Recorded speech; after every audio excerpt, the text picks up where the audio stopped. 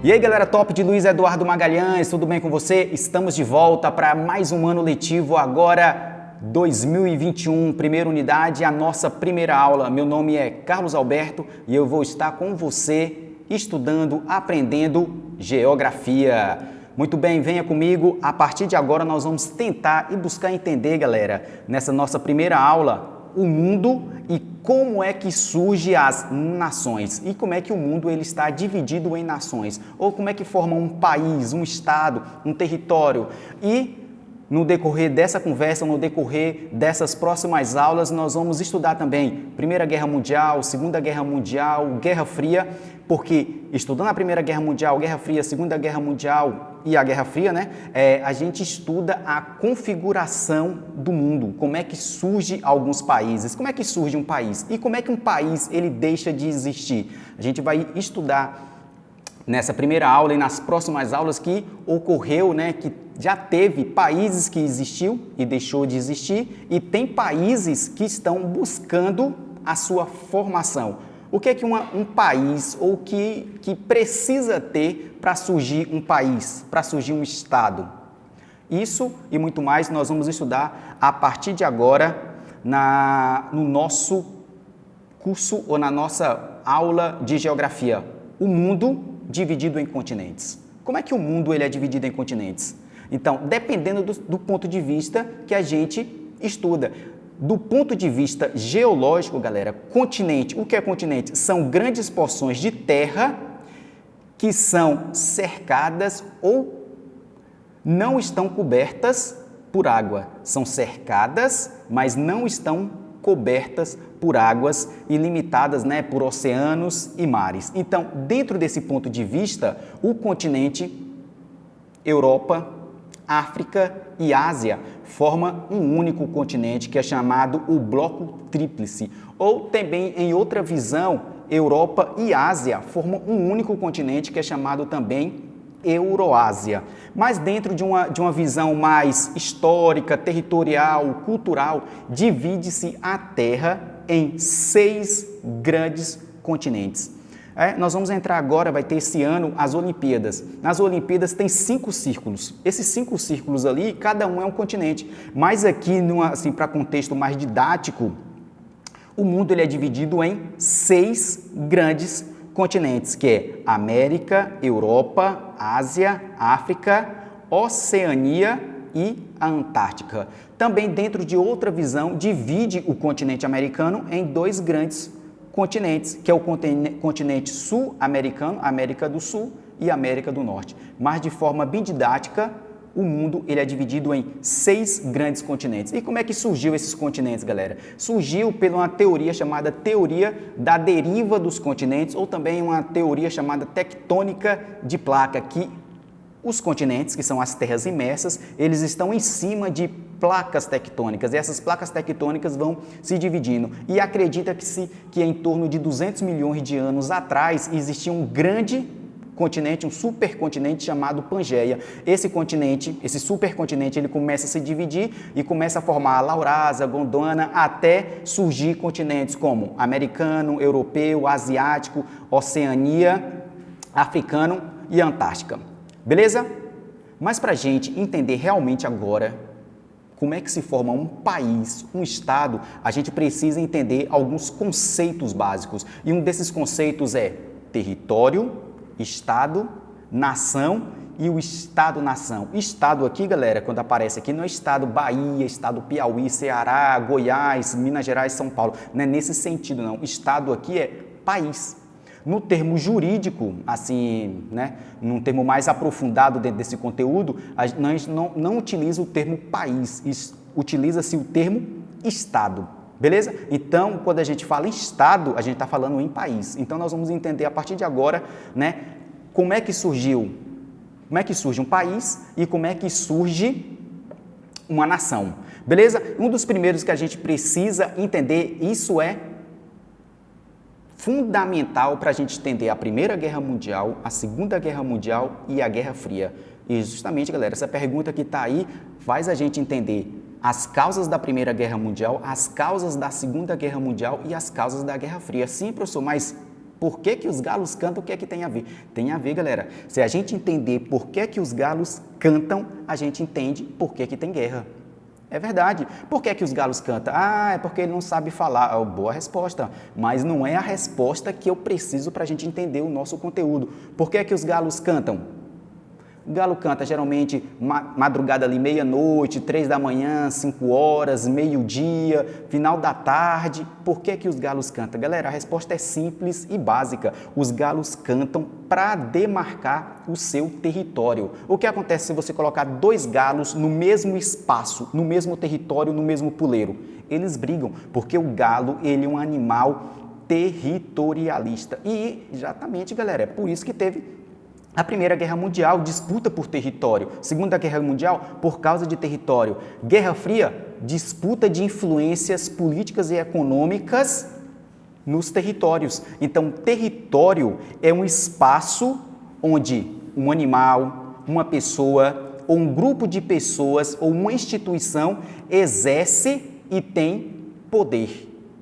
Tá claro? Quando você tem domínio, exerce poder, esse poder pode ser através de força, pode ser através de um poder financeiro, pode ser através de um poder institucional. No caso, Luiz Eduardo Magalhães, quem é que tem o poder executivo, o poder administrativo de Luiz Eduardo Magalhães hoje? Exatamente, é o atual prefeito, Júnior Marabá. Até o ano retrasado, quem é que tinha? Osiel. Então, galera, esse poder também ele pode ser transitório. Então, quem exerce poder dentro aqui nesse mapa aqui, ó, dentro do território azulzinho aqui, ó, que é o território de Luiz Eduardo Magalhães, é Júnior Marabá. Dentro do Brasil, quem tem o poder executivo dentro do território brasileiro? No caso, o Bolsonaro. Um fato também, galera, é a mesma coisa que acontece aqui, ó, os cachorros. Por que que os cachorros mijam? Eles mijam para demarcar o seu território. Então, quando a gente for estudar a Primeira Guerra Mundial, a Segunda Guerra Mundial e a Guerra Fria, esse conceito, ele precisa ser muito bem entendido. É território que vai causar Primeira, Segunda e a Guerra Fria. E é justamente isso, galera. Por que que os galos cantam? Os galos cantam para marcar o seu território, para dizer, ó, não encoste aqui não. Quem canta de galo aqui sou eu. Quem manda nesse espaço, nesse território aqui, sou eu. E o que é território? É um espaço, tá aqui, ó. É um espaço aqui em cima, que é um espaço quando você exerce e você tem poder. Pode ser um poder financeiro, pode ser um poder institucional, pode ser um poder de força, pode ser um grupo, um animal, uma pessoa ou uma instituição. Beleza? Seguindo aqui, galera, outro conceito que a gente precisa entender é o conceito de Estado. Ah, professor, Estado, você está falando de país? Exatamente, galera. Então, ó, o que é um conceito de Estado?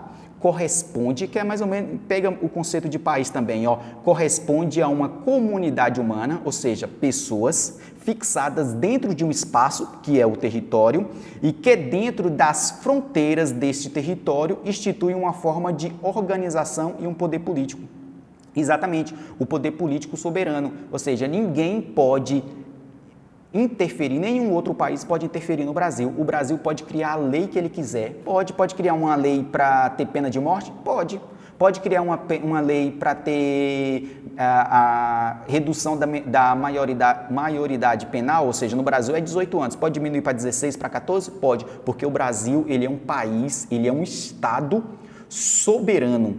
E esse Estado soberano ele é criado com fins de garantir segurança, justiça, educação e o bem-estar econômico e social dos seus cidadãos, no caso, a gente. Então, ó, para um Estado ser reconhecido internacionalmente, 4 aspectos eles precisam ser considerados, ou seja, para existir um país precisa ter 4 aspectos: território, que é um espaço onde esse Estado exerce poder, a população, que somos nós, governo, pode ser presidencialista, uma monarquia ou império, e relações diplomáticas com outros países, beleza? E dentro desse território, dentro desse estado, precisa ter uma nação. O que é uma nação? É um conjunto de pessoas que têm laços históricos culturais, entendeu? Cujos membros têm a mesma origem e se identificam por meio de uma identidade cultural própria, como língua, religião, costumes e valores e tradições. Então, nós somos a nação brasileira.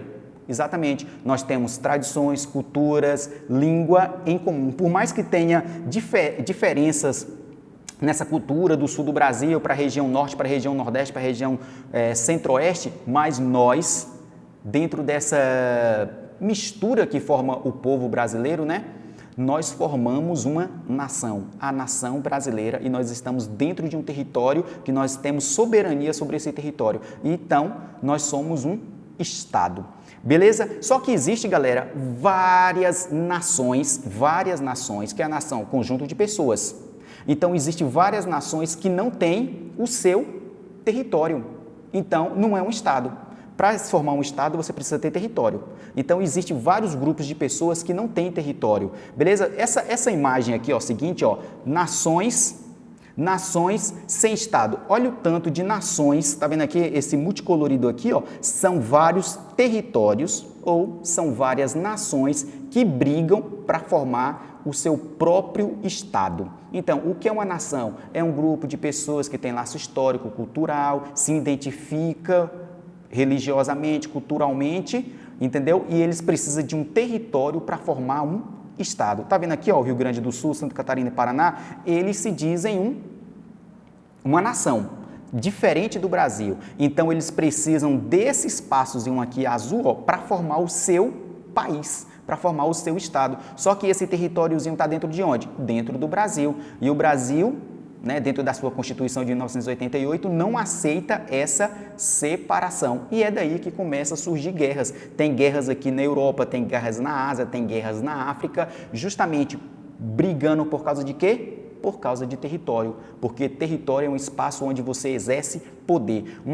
Uma das nações mais conhecidas que não é um Estado ainda é a Catalunha. A Catalunha, exatamente, lá Barcelona, que é a sua capital, tem o Barcelona, o time de futebol Barcelona, eles são uma nação, tem laço histórico-cultural, mas eles não são, já foram, mas hoje eles não são um Estado, eles não são um país, eles pertencem, a Catalunha é um Estado autônomo é um território autônomo da Espanha, pertence à Espanha. Quem manda na Catalunha é o Estado espanhol. Outro país que existe também, ó, isso aqui essa frase aqui aparece muito nos jogos do Barcelona, ó, a Catalunha não é Espanha, ou seja, eles dizem, nós estamos na Espanha, mas nós não somos espanhóis. Beleza? Aqui é uma imagem da Catalunha bem bonita. Outro país que existe, galera, já existiu, é o chamado o País Basco. Já existiu. Está aqui escrito, ó, é um conflito territorial étnico surgido no final do século XV e início do século XVI,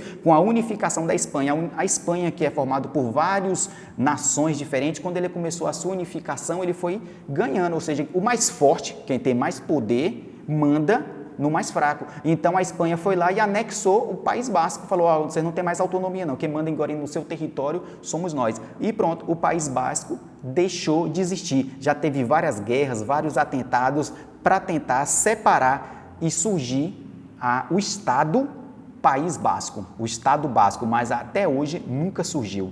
Outra nação que é considerada a maior nação sem território do mundo é a chamada a nação curda. Entendeu? Tem aproximadamente entre 28 e 36 milhões de pessoas. É uma nação. Tem laço histórico-cultural, língua, religião, costumes. Tem território? Não.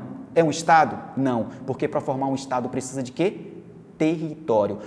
Eles estão espalhados por países como Iraque, Irã, Síria, Turquia, Armênia, Azerbaijão, ou seja, eles estão dentro do território de outros países. Para eles formarem o seu país, eles precisam de quê? De um território. E para eles terem esse território, esses outros países aqui que eu citei para vocês, precisa ceder, só que ninguém quer perder seu território, nem um metro quadrado, entendeu? Nenhum dos países está disposto a ceder parte do seu território em favor do Estado curdo. E é aí que começa a ter guerra, tiro, porrada e bomba. Uma outra nação também, a gente poderia citar várias, mas o tempo não nos permite, outra nação que já existiu e hoje não existe mais é a nação Tibete, o povo tibetano. A nação existe, desculpa, a nação existe. Não existe é o país, não existe é o estado, porque o Tibete, o território que hoje é o Tibete, também já foi o país Tibete, pertence à China. Tá vendo aqui? Ó? Até o século VIII era um país independente, ou seja, era um estado independente que seguia preceitos religiosos budistas. A China invadiu e anexou o Tibete, ou seja, a China mais forte foi lá e falou, agora vocês pertencem a gente, entendeu? Em 1912. Em 1950, o Tibete foi novamente ocupado pelos chineses e até hoje o Tibete não existe mais como país, porque o Tibete agora pertence à China. Quem manda, quem tem o poder sobre aquele território que antigamente era o país Tibete é a China, beleza? E a China não quer perder, porque o Tibete é uma região muito rica e estrategicamente importante para o país ou o estado chinês. Beleza, galera? Pronto, isso aqui é só para mostrar para vocês mais ou menos onde está a região do Tibete, que fica justamente na região do Himalaia. Beleza? Finalizo a aula aqui com vocês por aqui. Foi um prazer falar com vocês. Espero que tenhamos um ano letivo muito produtivo. Fique com Deus e até a semana que vem, se Deus permitir.